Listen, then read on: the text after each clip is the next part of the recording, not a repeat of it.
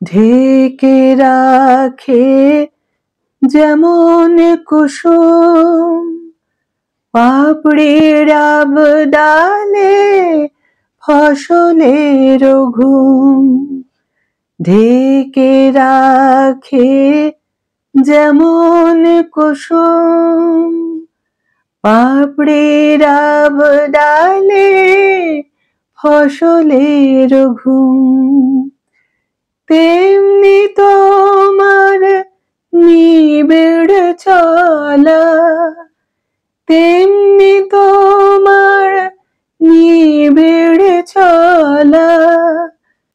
মরমের মন পথ ধরে আমার ভিতর বাহিরে, অন্তরে অন্তরে আছো তুমি হৃদয় জুড়ে আমার ভিতর বাহিরে, অন্তরে অন্তরে আছো তুমি হৃদয় জুড়ে। সাহিত্য শিল্প যখন মিলেমিশে একাকার, রইল রবি ঠাকুরের গল্প নিয়ে তৈরি 8টি ছবির নাম। Hi everyone, welcome back to my channel Anjana Anjaniya. বন্ধুরা, তোমাদের সকলকে আমার এই ছোট্ট ইউটিউব চ্যানেলে স্বাগত জানাই। বহু প্রজন্ম ধরে রবীন্দ্রনাথ ঠাকুরের উপন্যাস, ছোট গল্প নিয়ে তৈরি হয়েছে ছবি। চলচ্চিত্র নির্মাতাদের প্রথম পছন্দই হল রবীন্দ্রনাথ ঠাকুরের উপন্যাস বা গল্প। সম্প্রতি রবি ঠাকুরের জন্মদিন উপলক্ষে এমন 8টি ছবির নাম এখানে প্রকাশিত হচ্ছে, যে সিনেমার গল্প তৈরি হয়েছে রবীন্দ্রনাথ ঠাকুরের উপন্যাস বা গল্প নিয়ে। কাবুলিওয়ালা। মিনি এবং রাহমাতের পবিত্র ভালোবাসার এবং বন্ধনের ছবি ফুটে উঠেছিল কাবুলিওয়ালা গল্পের মাধ্যমে। 1957 সালের তপন সিনহা পরিচালিত কাবুলিওয়ালা মন ছুঁয়ে গিয়েছিল সকলের। জাতীয় পুরস্কারপ্রাপ্ত এই ছবিতে প্রত্যেক চরিত্র যেন ভীষণ জীবন্ত। 2023 সালে ফের বড় পর্দায় মুক্তি পায় কাবুলিওয়ালা। সুমন ঘোষ পরিচালিত এই ছবিতে মুখ্য ভূমিকায় অভিনয় করেছিলেন মিঠুন চক্রবর্তী। দ্বিতীয়, চোখের বালি। ঋতুপর্ণ ঘোষ পরিচালিত এই সিনেমায় অভিনয় করেছিলেন প্রসেনজিৎ চট্টোপাধ্যায়, রাইমা সেন, টোটা রায়চৌধুরী। অসামান্য অভিনয় করে সকলকে মুগ্ধ করেছিলেন ঐশ্বর্য রাই বচ্চন।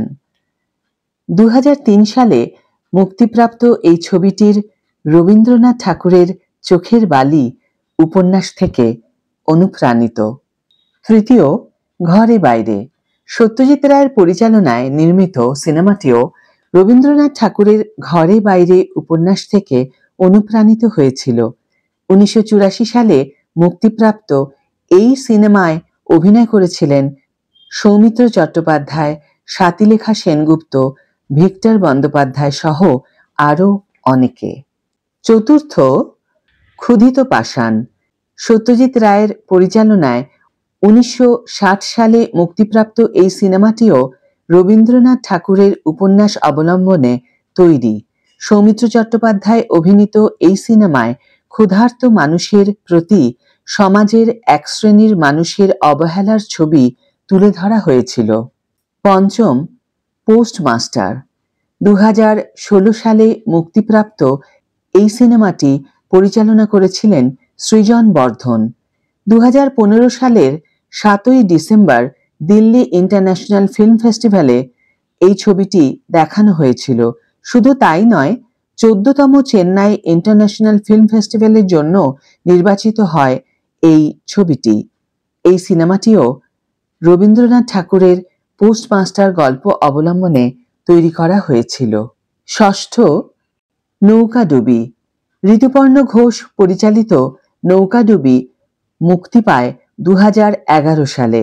রবীন্দ্রনাথ ঠাকুরের গল্প অবলম্বনে তৈরি এই সিনেমায় মুখ্য ভূমিকায় অভিনয় করেছিলেন প্রসেনজিৎ চট্টোপাধ্যায়, রাইমা সেন, রিয়া সেন, যিশু সেনগুপ্ত এবং ঋতুপর্ণ নিজে।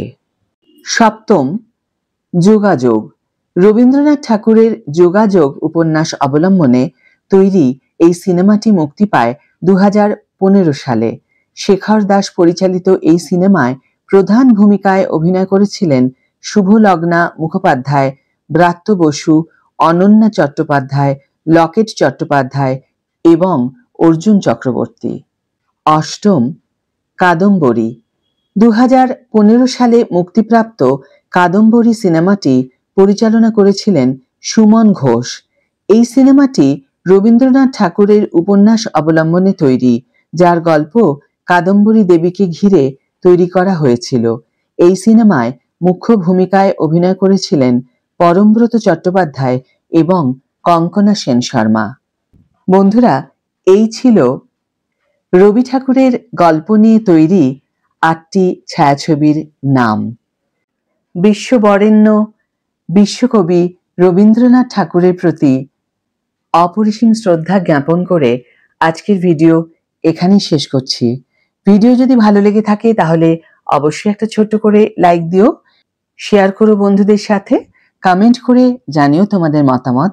যারা এখনো আমার চ্যানেলটিকে সাবস্ক্রাইব করনি তারা অবশ্যই চ্যানেলটিকে সাবস্ক্রাইব করে আমার পাশে থেকো, আর যারা অলরেডি সাবস্ক্রাইব করে দিয়েছো তাদের জন্য রইল আমার অনেক ভালোবাসা এবং অনেক ধন্যবাদ।